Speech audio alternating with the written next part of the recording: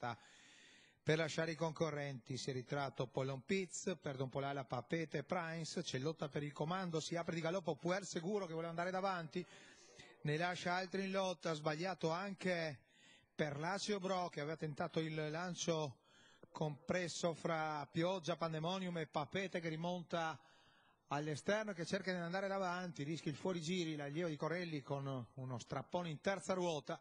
Comunque 14,4 il lancio ed è leader davanti a Pensiero Adri che taglia fuori Pandemonium, bene anche dalla seconda fila Pachita Pisana, corsa con un quarto molto acceso all'inizio, 29 e una virgola per Papet Prince che passa davanti ai tribuni 500 in piena spinta e con 2 di margine.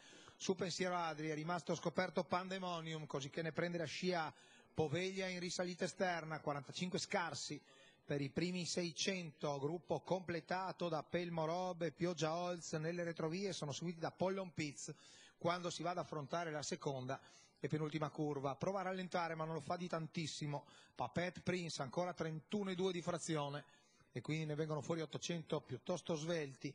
E Pensiero Adri che segue la leader, anzi va ad attaccarla subito ai 900 di gara appena la capofila mostra segni di cedimento. Vengono Pandemonium, il chilometro in 16,5, Poveglia e si muove anche Pelmo Rob dal fondo che va largo in mezzo alla pista a recuperare metri. Gruppo che si ricompatta abbastanza nella scia del fuggitivo.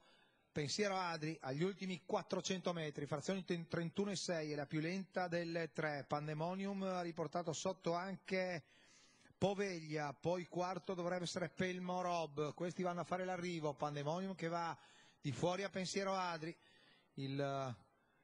l'ultimo paletto in 14,8 con Pensiero un po' stanco, attaccato da Pandemonium, si è buttato all'interno Poveglia, finisce bene Pelmo Rob ma è tardi per arrivare sui primi, lottano testa a testa i primi due e Pensiero Adri mantiene una mezza testa di vantaggio, mentre forse, ma soltanto forse, Pelmo Rob che aveva poco spazio per scattare va ad apparigliare Poveglia. Ci sarà da rivedere ancora una volta il replay oltre a quello che ci mostra la regia e ringraziamo sempre per la messa in onda.